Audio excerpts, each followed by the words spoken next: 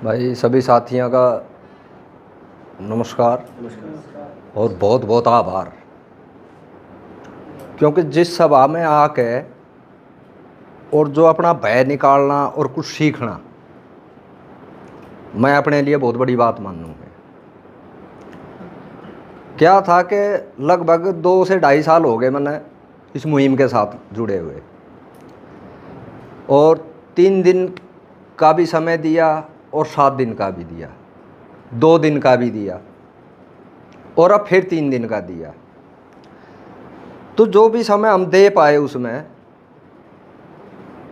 पिछलियाँ के साथ जब मैं इसने कंपेयर करूँ हूँ तो मने ये लगा कि यार यहाँ मेरे को एक्स्ट्रा ऊर्जा मिली। कारण एक तो नए चेहरों के साथ और विद्वान जो शिक्षा का कहीं उनका स्तर मैं जानता भी नहीं। दूसरी बात कि ये गुरुकुल जहाँ पहले से शिक्षा बढ़ रही है, और सबसे मुख्य बात यह है कि भाई वो हमने गुरु भी ऐसा मिला कि भाई जो सिखा रहा है ना कि वो निस्वार्थ भाव से सिखा रहा है। ठीक है, इसमें जहाँ तक भी मैं समझ पाया कि भाई बोलने के लिए जितनी बड़ी सभा होगी उतना स्तर आपका बढ़ जाएगा,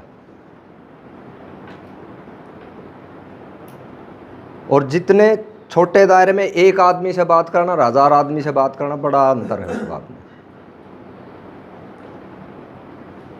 आपने किस तरीके का खड़ा होना है, कैसे बोलना है, अपनी बात कैसे रखनी, तो सबसे पहले ये है कि जब कहीं भी आप बोलोगे ना तो नज़र जैसे नज़र घूमेगी तो आपको समझ में आ जाएगा कि यहाँ देना क्या है, मिलेगा क्या।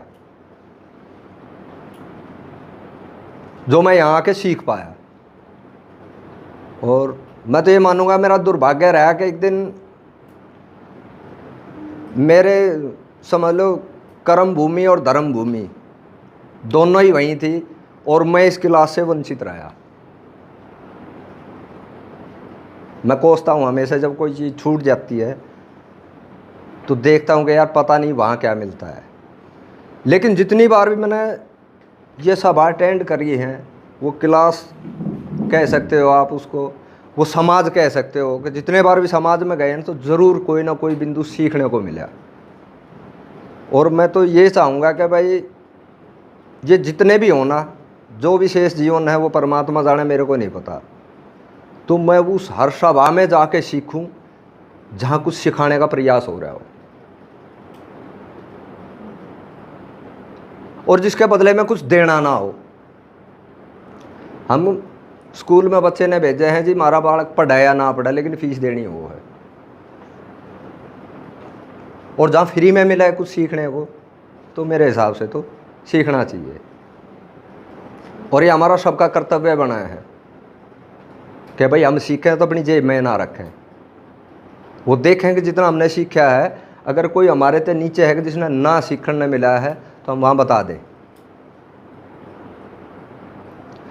क्योंकि सबसे मज़े की बात यह है कि यहाँ कोई किसी की डिग्री चेक नहीं करता, अपना परिचय खुद देते हैं कि भाई मेरा